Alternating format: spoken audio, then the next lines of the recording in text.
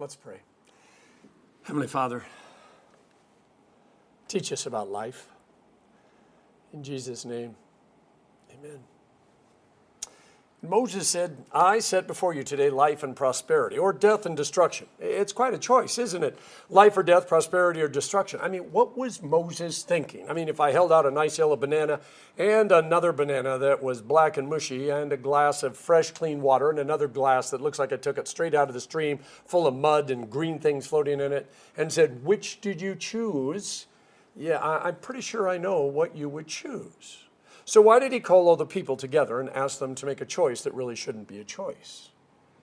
So I was reading Frederick Buechner the other day, and he noted the various places in the Bible that are filled with silence.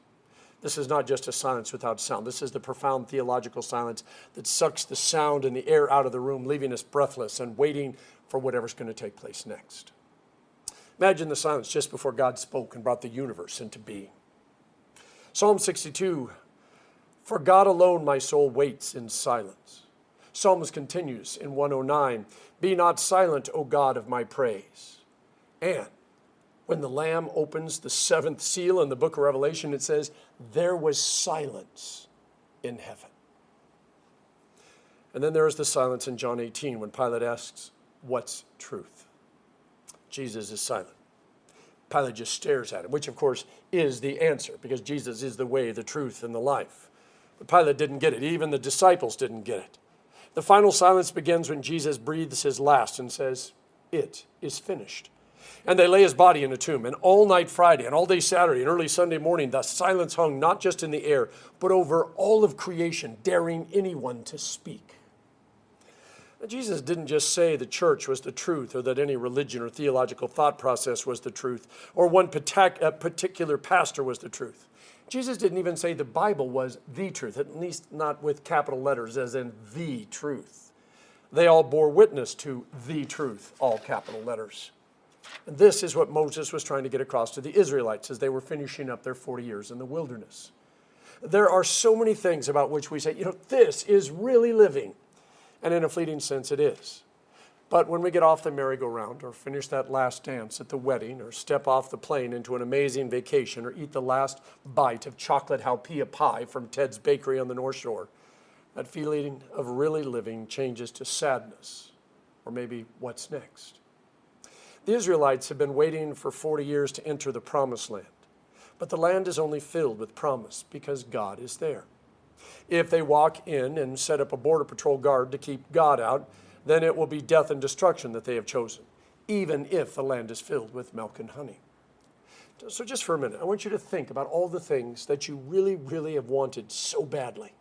A driver's license, getting married, a particular college, children, grandchildren, a job, a house, a new iPhone. Did they satisfy you perfectly and permanently, or quickly become a what's next moment? See, the Israelites wanted freedom from slavery in Egypt, but then the moment they got out into the desert, they started complaining about all the conditions in the desert. They even said, did God just bring us out here to die? Will the promised land be any different? Are they dreaming of a 5-star resort where, by the way, they will be weighted on hand and foot by all the enemies of God? Or do they understand what God has been telling them through Moses for the past 40 years about the cost? Will they choose life or death, prosperity or destruction? So do you think Pilate really wanted to know what the truth was when he asked Jesus? And if he had understood, and by the way, maybe he actually did. If he understood that Jesus was the truth, what should have been his reaction? When the doctor shows you your blood pressure or cholesterol is high, do you immediately start taking the medication and make the changes that he requires? Or is there a bit of disbelief, being overwhelmed, he doesn't know what he's talking about. It's not nearly as bad as he said it is. One of the problems with truth, at least the human version of it, is there's so much wiggling. The doctor says, if you do this, you're going to get cancer. In other words, if you keep this habit up, you're going to get cancer. But we know people who have always done what they were told not to do, and they never got cancer. Our parents told us if we swallowed gum, it would stay in our stomach forever. And if we didn't wash our ears, plants would start. We never found a kid who actually experienced that. Were they telling us the truth? This is why Jesus' silence as he stands before Pilate is an ultimate truth. You see, who is God if there is a God? And how does who God is define the truth about life, about death, and about everything else? What is the truth that we truly need to hear, even if, quoting Jack Nicholson, we can't handle the truth? You see, this truth can't be put into words because there aren't enough words. It is a truth that can never be fully explained through a doctrine, a creed, or a mission statement. Did you ever wonder why Jesus gave so many of those the kingdom of heaven is like a net full of fish, a treasure buried in a field, a mustard seed, a banquet? How many of those parables did he say? And is the kingdom really a bunch of dead fish or a tiny seed? Why did he use so many different metaphors? I mean, surely the kingdom of heaven isn't like any of those things. Or maybe it takes all of those things. Or maybe, just maybe, Jesus was trying to tell us something very, very important, but our brains can't handle the truth. So he simplified it down to something that we would understand, even if we have no idea how it all connects together. So back to Moses. Now maybe he had not had enough fiber, or maybe he'd had too much fiber, or maybe he was dehydrated, or hadn't had his morning coffee. His words are pretty dramatic. For I command you today to love the Lord your God, to walk in his ways, and to keep his commands, decrees, and laws. Then you will live and increase, and the Lord your God will bless you in the land you are entering to possess. But if your heart turns away, and you are not obedient, and if you are drawn away to bow down to other gods and worship them, I declare to you this day that you will certainly be destroyed. And is it just me?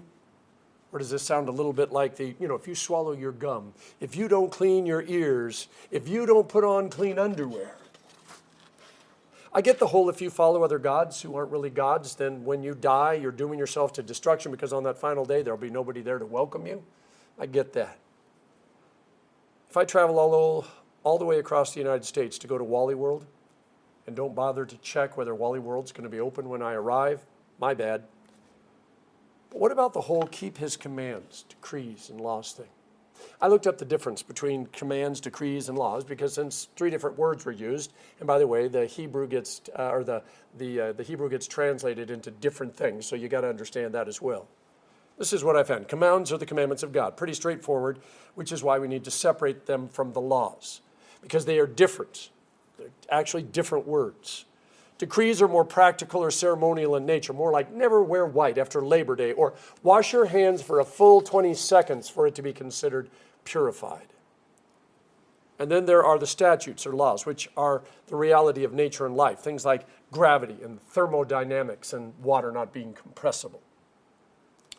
One of the reasons I choose to be a Lutheran is because they remind me that I am not going to be saved because I have kept all of the commands, decrees, and laws.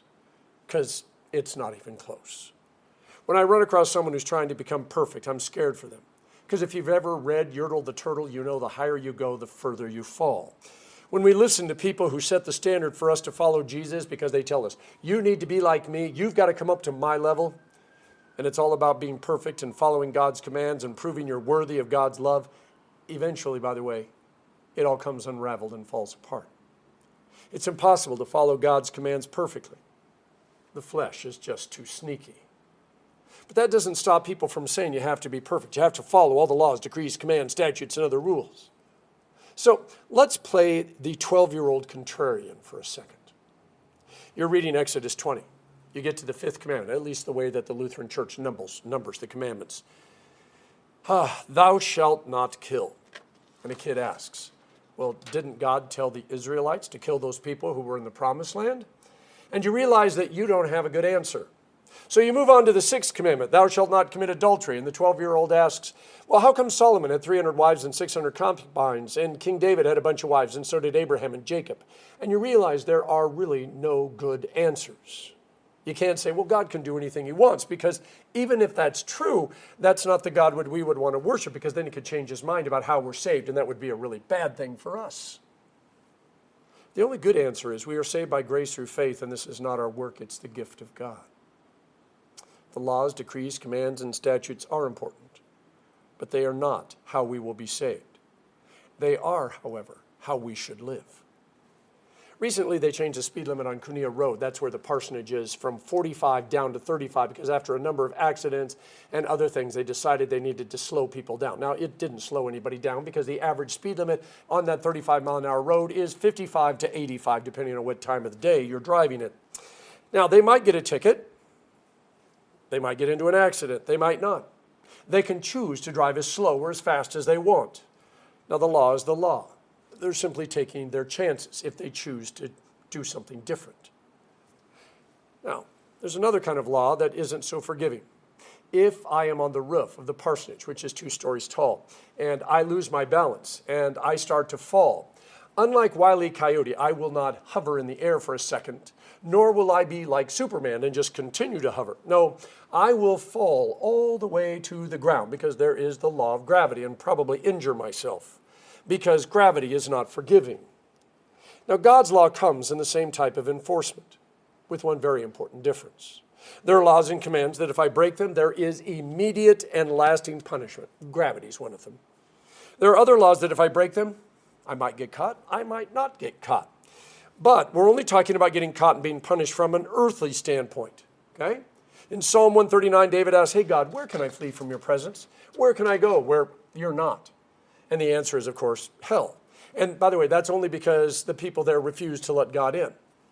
Everywhere else, God's there. And if you are angry that God is spying on you, then you probably need to ask yourself, why? Usually when I'm trying to hide, I'm in trouble. And to be honest, that's when I need people and God into my life the most. Those moments of selfishness, isolation, pity parties are self-destructive. And I know, but I still give in to them anyway, which is why I'm always thankful when somebody walks in and says, I know you want to throw a pity party, but instead, let's go to Chick-fil-A and I'll buy you a shake. See, God wants his people to be safe, healthy, and prosperous in the promised land. Now, by the way, your promised land, it is your family, your home, your office, your community. By the way, if those things don't seem very promised landy, then chances are it's because people are not following the rules.